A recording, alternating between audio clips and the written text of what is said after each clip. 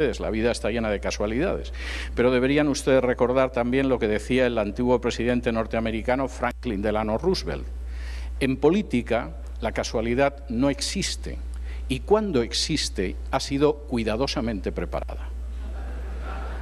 Y esto sigue siendo real incluso en el caso de la ideología de género. La ideología de género es solo un instrumento, posiblemente uno de los instrumentos más dañinos y más peligrosos, de una agenda que busca implantar un gobierno supranacional que acabe con la soberanía de los distintos estados y de los distintos gobiernos, independientemente de que sean democráticos, autoritarios, dictatoriales, etcétera, y que pueda gobernar sobre una masa humana absolutamente ovejunizada, cuanto más aparezcan a las ovejas mejor, masa humana a la que se pueda reducir a voluntad, y de hecho hay que reducir a voluntad en varios miles de millones de personas en los próximos años. Estamos en medio de una lucha por el poder global. Y, por supuesto, esa noticia va a ser muy raro que se la den los medios de comunicación, porque esa agenda es muchísimo más ambiciosa de cualquier imperio anterior. Es mucho más ambiciosa que el imperio de Alejandro, que el imperio romano, que el imperio español, que el británico, que el soviético e incluso que el norteamericano. Y, por supuesto, pretende extenderse hasta el último punto del globo y hasta la última persona del planeta. Y, de nuevo, por si alguien tiene la idea de que simplemente estoy delirando a estas horas de la noche, permítanme que les lea un fragmento de las memorias de David Rockefeller. Las memorias de David Rockefeller son un volumen de casi 1000 páginas, son bastante aburridas en términos generales, pero de vez en cuando Rockefeller tiene un destello que hace que merezca la pena haberse leído las casi 900 páginas de sus memorias. Y concretamente, en la página 405, David Rockefeller dice lo siguiente: algunos creen que nosotros, en referencia a la familia Rockefeller, somos parte de una cábala secreta que trabaja contra los mejores intereses de los Estados Unidos y caracterizan a mi familia y a mí como internacionalistas y como gente que conspira con otros alrededor del mundo para construir una estructura global, política y económica más integrada. Un mundo, si ustedes quieren. Si esa es la acusación, me declaro culpable y estoy orgulloso de ello. De manera que no piensen que estoy delirando, porque después de un día de conferencia tras conferencia ya uno a saber lo que puede decir cuando se sube aquí. Rockefeller no es un comunista, Soros no es la extrema izquierda y la masonería, por supuesto, tampoco es una izquierda intelectual que está en las universidades de California. Estamos hablando de entidades supranacionales con una agenda muy concreta de dominio global y que además, por supuesto, pretenden ir acabando con cualquier obstáculo para que pueda obstaculizar los objetivos de eso que llama Rockefeller, y se reconoce culpable, una cábala secreta. Ahora, dentro de esa agenda globalista, y aquí entra la ideología de género, que no es su único instrumento, pero es uno de sus instrumentos más poderosos, hay 3 obstáculos que tienen que ser retirados del camino. Y esos 3 obstáculos tienen que desaparecer. Esos 3 obstáculos son las identidades nacionales y culturales, en primer lugar, la familia, en segundo lugar, el cristianismo, en tercer lugar. Y permítanme que dedique, aunque sea unos pocos minutos, a dar unas pinceladas para que entiendan eso. Primero, nuestra identidad tiene que dejar de ser una identidad nacional. Supongo que habrá gente que se disgustará por esto más que otros, por ejemplo los argentinos, pero va a dar exactamente lo mismo. La idea es que nuestra identidad cultural y la soberanía y la independencia de los estados tiene que desaparecer. Y la ideología de género ha ayudado mucho, Por ejemplo, la ideología de género tiene su bandera propia, como antaño tuvieron su bandera propia las internacionales socialistas y comunistas. Hace apenas 2 o 3 semanas se produjo una manifestación patriótica multitudinaria en el centro de Madrid, en la Plaza de Colón. Y todos los partidos habían decidido que no llevarían la bandera del partido porque era un acto de afirmación patriótica y nacional y que la única bandera que se iba a ver era la bandera española. Y lo cumplieron. Todos los partidos fueron única y exclusivamente con la bandera española, con la bandera nacional, salvo los chicos del movimiento gay que aparecieron con la bandera del arco iris. Esto, que puede parecer una tontería, bueno, hay quien lleva la bandera del arco iris como el que se pone un sombrero de color blanco, no tiene mayor importancia, ha ido creando una solidaridad que está por encima de las lealtades nacionales. Y esto implica que una lesbiana de Ucrania se siente más cercana de una lesbiana del Paraguay que de otra ucraniana que no sea lesbiana. Y esto implica que un homosexual brasileño se siente más cercano de un homosexual de Noruega que de otro brasileño que sea heterosexual. De alguna manera, la idea de esa situación en la cual todos sentimos un amor hacia nuestra patria, hacia nuestro país, hacia nuestra nación, queda diluida por otro tipo de lealtad que es absolutamente internacional y que queda además caracterizada precisamente por la bandera del arco iris. Y ahí la ideología de género hace una parte. La otra parte consiste en vaciar de una manera total la independencia de los Estados. Permítanme darles un ejemplo, podría darles varios, pero este me parece interesante. El presidente Obama se marchó de la Casa Blanca sin conseguir que Estados Unidos y la Unión Europea firmaran el famoso TTIP, que se presentaba como un simple acuerdo de libre comercio, pero que en realidad significaba el final de la independencia de los Estados. Personalmente yo soy partidario del libre comercio. Me parece criminal que a los países que no son ricos no se les permita vender su producto en los países ricos, mientras que los países más ricos tienen que imponer a países más pobres su tecnología y sus copyright y sus royalties. De manera que, por supuesto, los panameños tienen que tragarse cualquier basura de Hollywood, pero van a tener un choque muy grande a la hora de intentar vender, por ejemplo, cacao en Estados Unidos. Eso me parece absolutamente injusto. Pero el tratado, y en ese sentido soy absolutamente partidario del libre comercio, pero este tratado no era un tratado de libre comercio y de hecho acabó fracasando porque algunos estados de la Unión Europea se asustaron. Por ejemplo, el tratado pretendía que no existiera ningún tipo de vigilancia médica sobre las grandes transnacionales de los medicamentos. Teniendo en cuenta que aproximadamente en Europa se prohíben 200 medicamentos por cada 20 que se prohíben en Estados Unidos, se utiliza un sistema de control de medicamentos distinto. En Estados Unidos tú lanzas el medicamento a la calle y si luego se te muere alguien, puedes ir preparando a lo que te puede suceder en un tribunal, pero tú de entrada lo lanzas. En Europa tienes que probar ese medicamento previamente y eso significa que hay medicamentos que se pueden comprar en un supermercado en Estados Unidos sin receta médica, simplemente los tomas de la estantería y los echas en el carrito del supermercado y que en Europa no se pueden comprar. Se considera que no son fiables. Sucede lo mismo con los alimentos. Yo consumo muy poca carne, no porque haya decidido hacerme vegetariano o admire a Mahatma Gandhi, sino porque buena parte de la carne que se vende en Estados Unidos, desde el punto de vista de la Unión Europea, no es apta para consumo humano.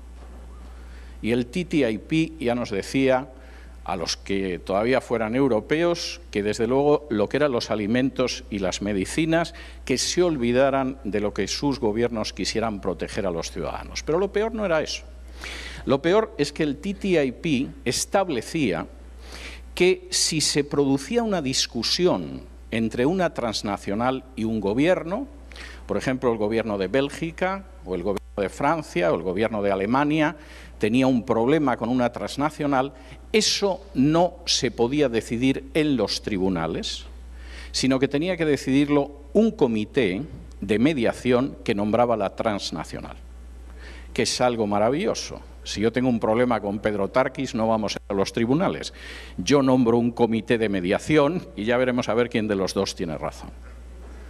De manera que en ese sentido la idea de acabar con lo que es la soberanía de los Estados está enormemente avanzada. Yo no soy contrario a las organizaciones internacionales, creo que hay algunas que son útiles, creo en sus finalidades, etcétera, pero la agenda globalista va detrás de acabar con las identidades. No solo eso, va detrás de acabar con las poblaciones. En estos momentos, el planeta tiene aproximadamente, persona arriba, persona abajo, 7.300 millones de habitantes. Para el año 2030, los que lleguen serán 8.500 y para el año 2050 serán 9.700 millones de habitantes. Y la solución de la agenda globalista es matarlos. No sabemos si van a seguir utilizando la guerra, que es algo muy sanguinario y muy visible, sobre todo si perteneces a ciertos países. Si vives en el Congo y te quieren quitar el coltán, mueren más de 4 millones de personas y no aparece en un solo medio de comunicación, controlados como están también solamente por 8 multinacionales, pero de momento el aborto no es una conquista. No es un derecho de la mujer, aunque nos lo vendan. Es simplemente un instrumento de exterminio masivo. Permítanme darles algunos datos para que se den cuenta de la inmensa matanza en masa que significa las leyes del aborto. Desde el año en que se aprobó la sentencia famosa del Tribunal Supremo en Estados Unidos, de Roe versus Wade, que permitía la práctica del aborto, en Estados Unidos han sido exterminados 60 millones de niños, más de 10 veces todos los judíos que murieron durante el Holocausto. De esos 60 millones de niños, 18 millones han sido niños negros, el triple, más del triple de todos los judíos que murieron en el Holocausto. Y cada vez que veo a los de Black Lives Matter, es decir, las vidas negras importan, saliendo a la calle porque un policía disparó a un negro, y es posible que tengan razón al salir a la calle. Para eso me pregunto qué tipo de Black Lives importan en Estados Unidos. Porque parece que solo importan cuando de pronto un policía disparó sobre un negro. Pero cuando las clínicas abortistas han asesinado a 18 millones de negros en Estados Unidos, nadie piensa que esas vidas negras importan. El aborto no es una cuestión en absoluto de poca importancia. Desde 1970, Planned Parenthood, basándose además en lo progresivo que es pensar que la mujer tiene derecho sobre su cuerpo y bla, bla, bla, ha perpetrado en Estados Unidos más de 7,5 millones de abortos. Eso es más de la población de muchos de los países de Hispanoamérica. Y desde 1980, este planeta en el que vivimos ha abortado a más de 1.400 millones de niños. Es la cifra de toda la población de China. Y, por supuesto, con 1.400 millones de niños menos, seguramente los que impulsan la agenda globalista se sienten felices, aunque si consiguieran que en vez de 1.400 fueran 3.000, porque finalmente Hispanoamérica se uniera al inmenso baño de sangre del aborto, se sentirían mucho más felices. Por cierto, tan solo en lo que va de año se han abortado más de 3 millones de niños. Son cifras verdaderamente espectaculares. Y, por cierto, tengo que decirles que las legislaciones cada vez son más laxas y tolerantes. En Estados Unidos, el Estado de Nueva York aprobó hace apenas unas semanas que hasta justo el momento en el que salga el cuerpo del niño del claustro materno se le pueda dar muerte. Y, por supuesto, la gran batalla es que toda Hispanoamérica se sume a la legislación abortista y consigamos reducir la población hasta un nivel que nos resulte aceptable a aquellos que queremos controlar el mundo.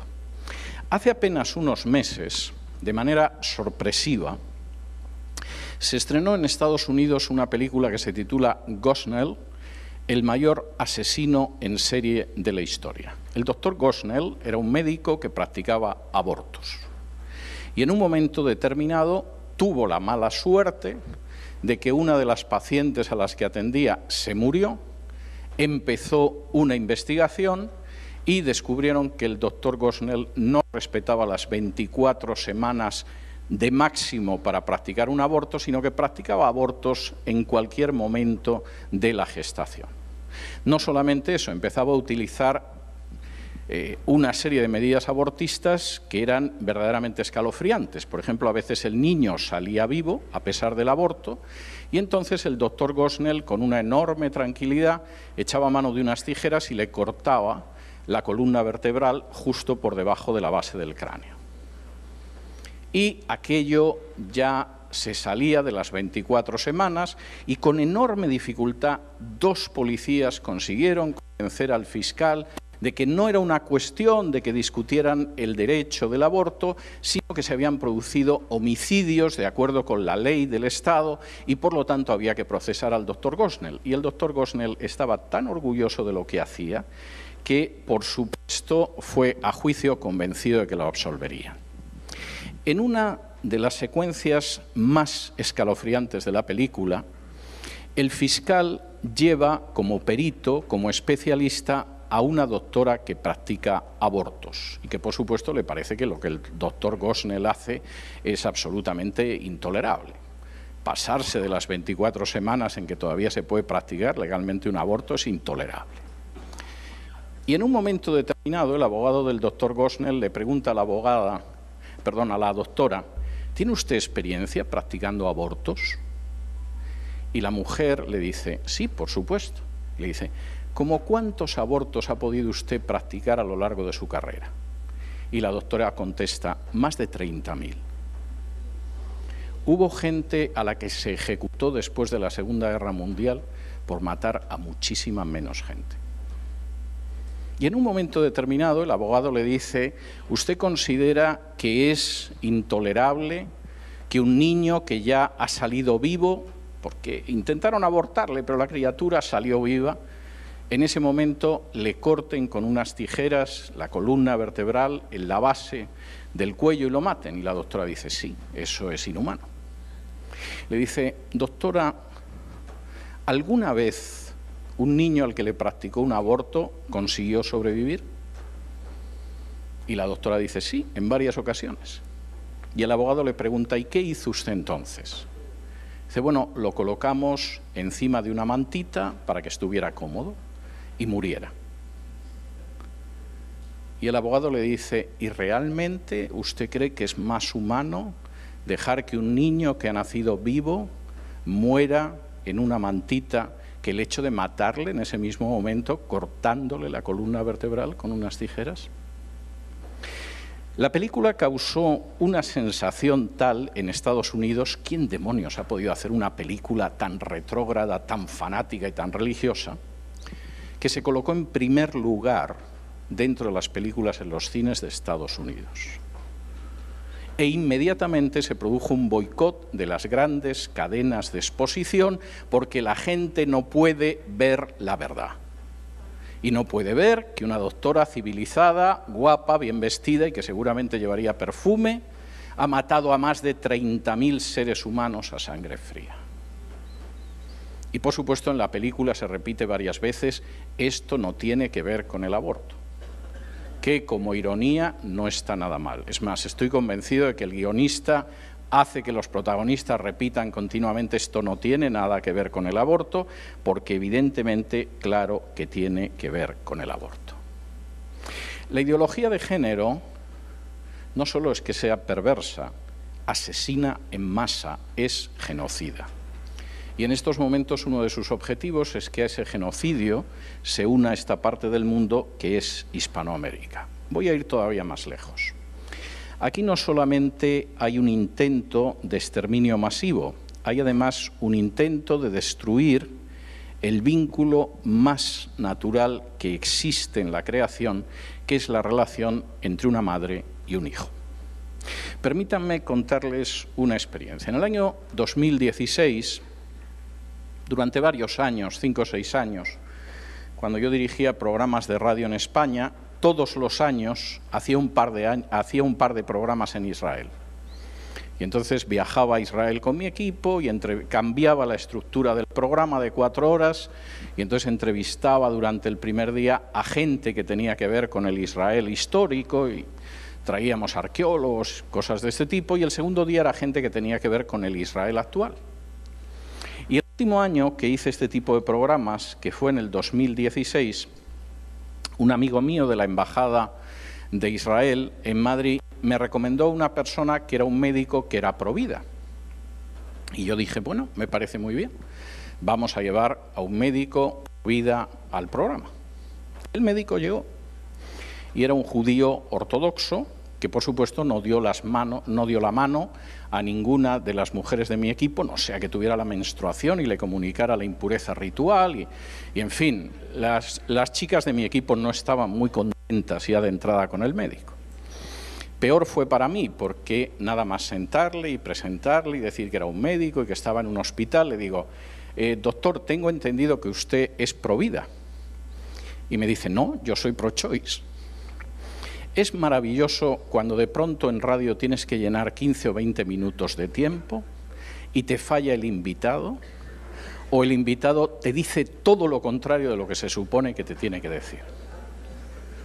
En esos momentos dudas entre empezar a contar chistes para cubrir el tiempo y no sabes si cortarte las venas o dejártelas largas, pero verdaderamente es muy desagradable. De modo que intentas ver qué haces con un médico que se supone que es pro vida y te dice que es pro-choice. Y entonces le digo, bueno, ¿y cómo es que usted es favorable? Dice, mire, yo tengo muy claro que la decisión la tiene que tomar la mujer.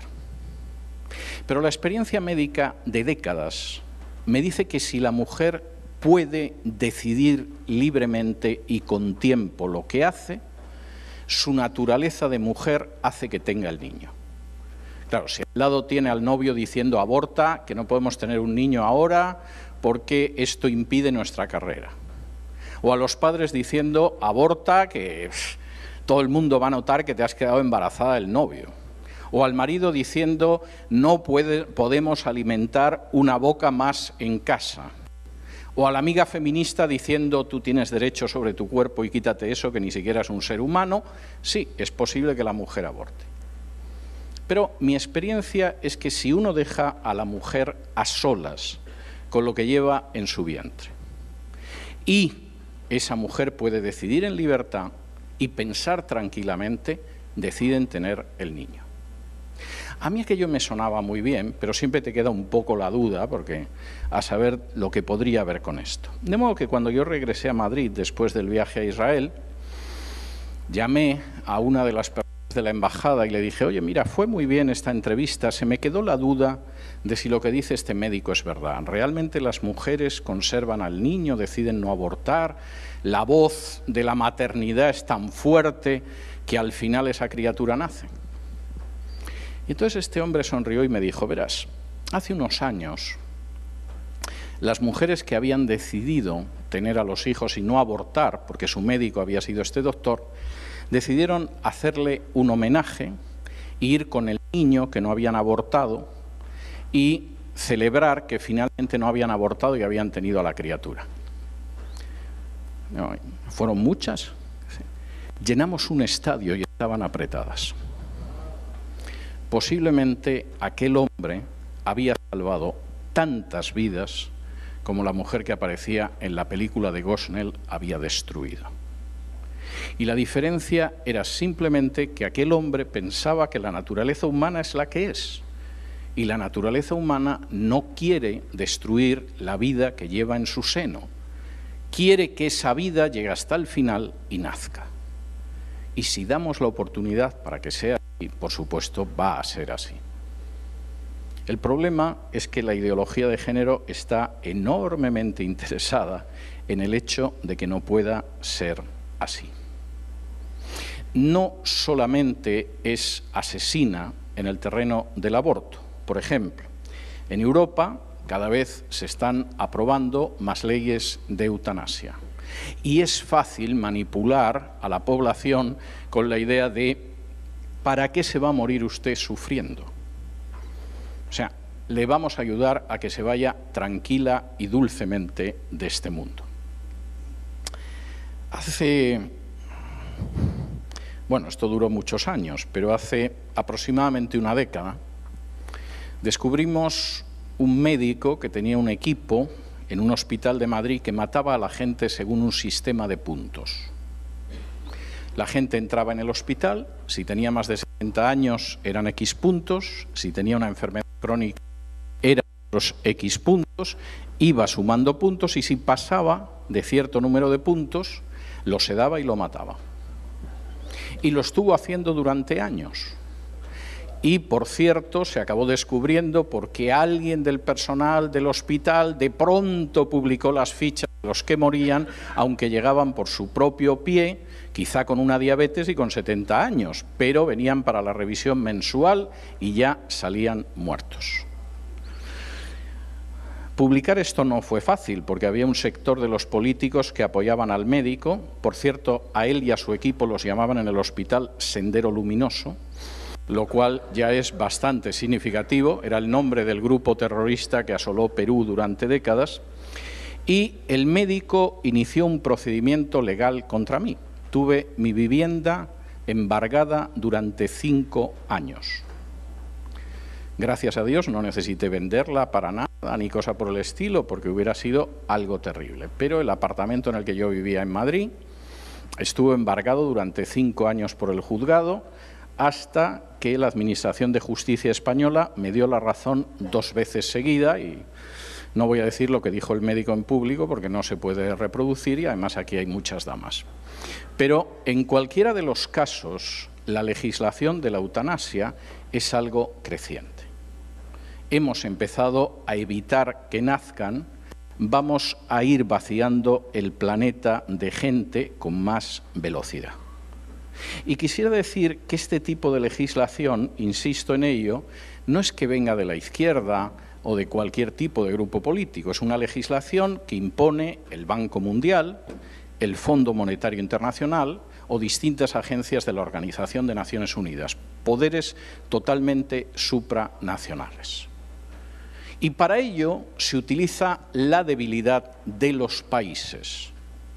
Si el país está en una situación en la que necesita renovar créditos o necesita pagar su inmensa deuda, muchas veces fruto de la corrupción de sus políticos, los organismos internacionales están dispuestos generosamente a renovar la deuda a cambio de que acepte el aborto o la eutanasia o el matrimonio homosexual.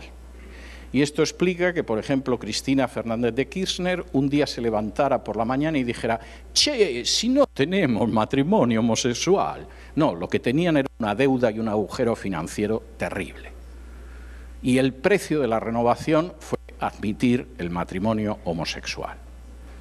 Y de pronto, cuando llega otro presidente que se llama Macri, que no tiene la menor referencia al aborto en su programa electoral, pero que tiene una situación económica que no sabe o no quiere o no puede manejar, de pronto resulta que le dicen: bueno, algo podemos hacer con la deuda que tiene, presidente Macri. Pero ¿se ha dado cuenta de que la Argentina es un país enormemente atrasado, donde no existe el reconocimiento de los derechos de salud reproductiva de la mujer? En otras palabras, no está legalizado el aborto. Y de pronto en Argentina descubren que desean el aborto más que beber mate. La soberanía nacional, la soberanía de los estados, se ve terriblemente amenazada, por supuesto, por la agenda globalista, pero también por la ideología de género. Y aunque solo fuera por patriotismo, por amor al país, por el deseo de conservar la independencia y la soberanía de una nación, hay que enfrentarse con la ideología de género. El segundo obstáculo es la familia.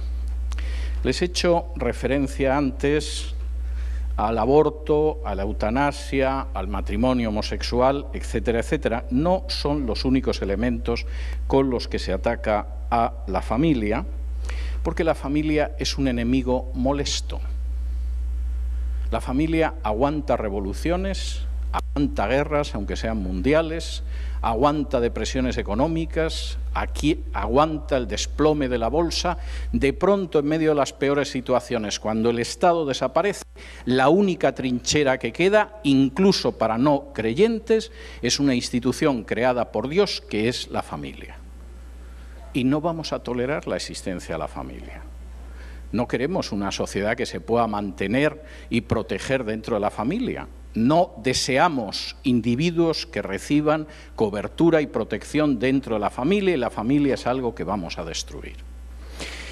En una de las entrevistas más interesantes que he visto en los últimos años, es una entrevista con Aaron Russo. A alguno a lo mejor no le sonará Aaron Russo o Russo, que era un director de cine en Hollywood y que además obtuvo premios.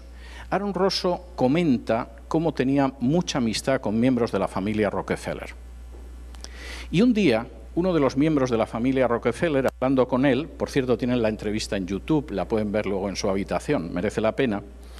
Uno de los miembros de la familia Rockefeller le dice: el movimiento de liberación de la mujer lo impulsamos nosotros. Las dirigentes del movimiento feminista en Estados Unidos desde los años 60 las pagábamos nosotros. Las revistas feministas desde los años 60 estaban financiadas por mi familia, la familia Rockefeller. Y Aaron Russo, que era muy ingenuo y pensaba que el movimiento feminista lo que quería era defender a las mujeres y que tuvieran un salario igual, igualdad de oportunidades, le dice: ¿y qué interés podíais tener vosotros, los Rockefeller, en apoyar el feminismo? Y dice: es muy fácil.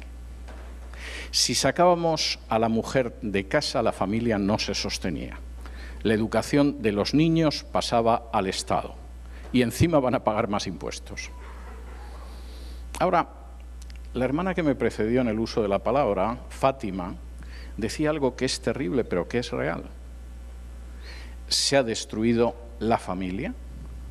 Supuestamente determinada distribución de los roles hace que la familia vaya a tener quizá más bienes de consumo, en apariencia va a haber más ingresos, etcétera.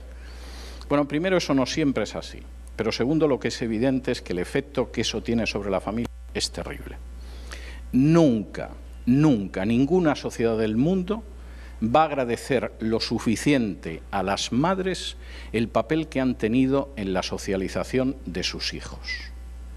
Y nunca ninguna sociedad del mundo se va a dar cuenta del dinero que ha ahorrado en prisiones, en policías y en jueces simplemente por la labor de las madres socializando a sus hijos. Y en este sentido, por supuesto que la destrucción de la familia es algo muy importante. Si destruimos a la familia, nosotros educaremos a los hijos y no los padres. Los educaremos en los valores que nosotros queramos y no en los que ellos quieran. Y, por supuesto, además, nadie va a tener un lugar hacia el que mirar en medio de una dictadura planetaria, porque no existirá una familia en la que refugiarse. De modo que la ideología de género tiene un papel instrumental importante. Acabemos con los estados, acabemos con los gobiernos, aunque haya elecciones cada 4, 5, 6 años, da igual, no van a poder tomar ninguna decisión que sea importante, acabemos con la familia y ahora acabemos con el cristianismo.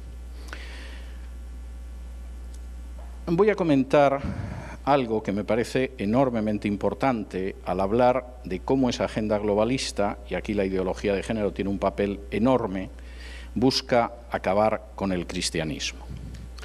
Yo no tengo la menor duda, creo que es uno de los versículos sobre los que más he predicado posiblemente en los últimos 20 años, ese versículo de la segunda carta de Timoteo que afirma que todos aquellos que vivan piadosamente en Cristo Jesús padecerán persecución. Pero al mismo tiempo creo que no todos los que padecen persecución es porque han vivido piadosamente en Cristo Jesús.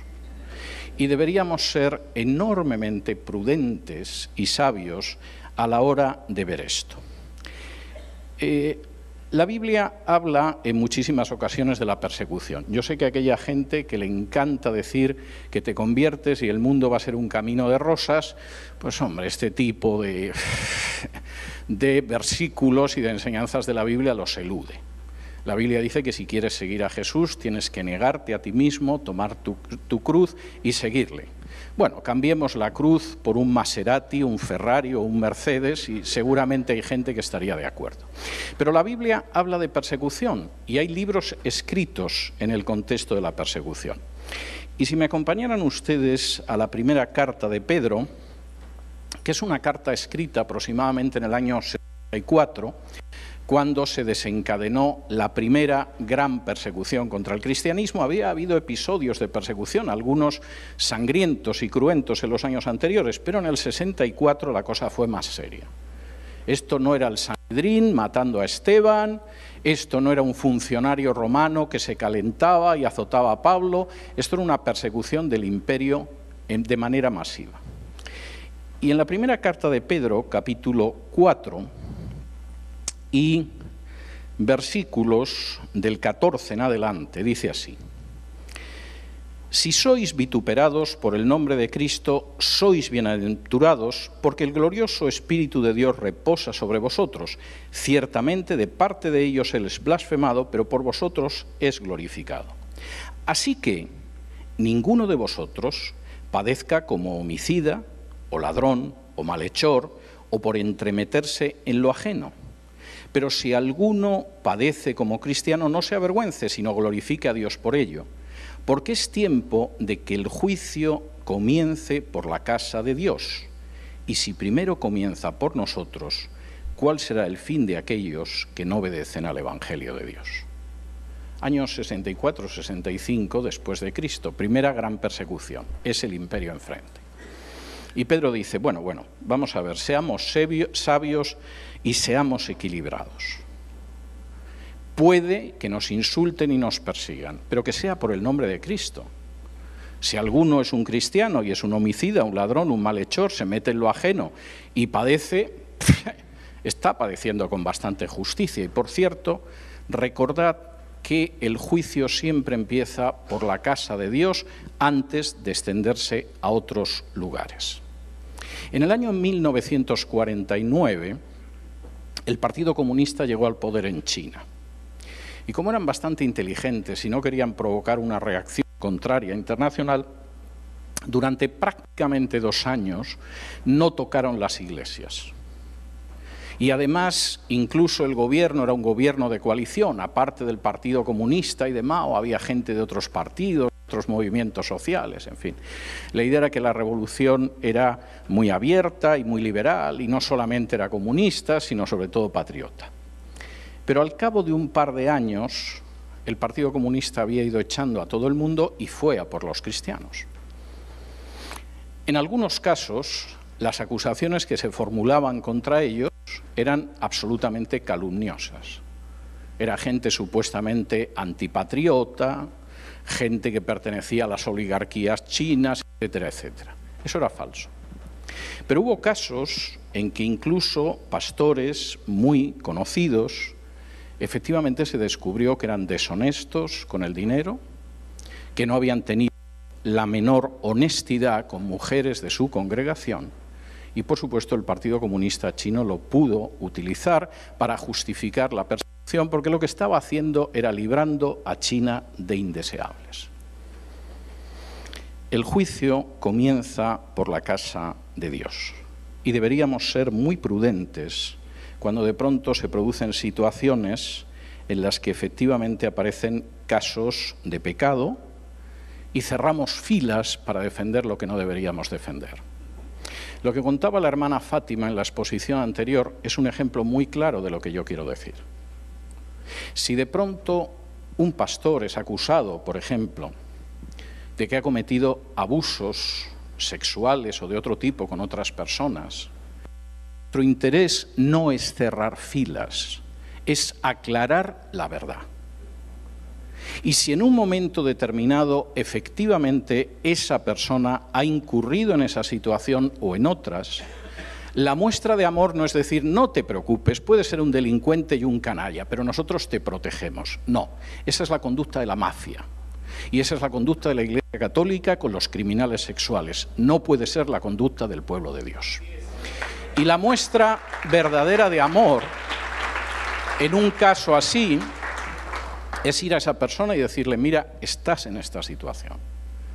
Y lo único que puedes hacer es arrepentirte y reparar lo que has hecho. Y no solo por tu bien espiritual, sino por el testimonio del pueblo de Dios y sobre todo por la gloria del Señor. Y esa es la postura de amor y esa es la conducta correcta. De manera que sí, hay una persecución terrible y seguramente se va a agudizar, pero seamos sabios a la hora de enfrentar estas situaciones. Una persona que ha abusado de un niño, una persona que está involucrada en tratos deshonestos, una persona que escoge las directoras del coro porque después se las lleva a la cama, una persona que tiene relación con cárteles de la droga, no es una persona detrás de la que vamos a cerrar filas.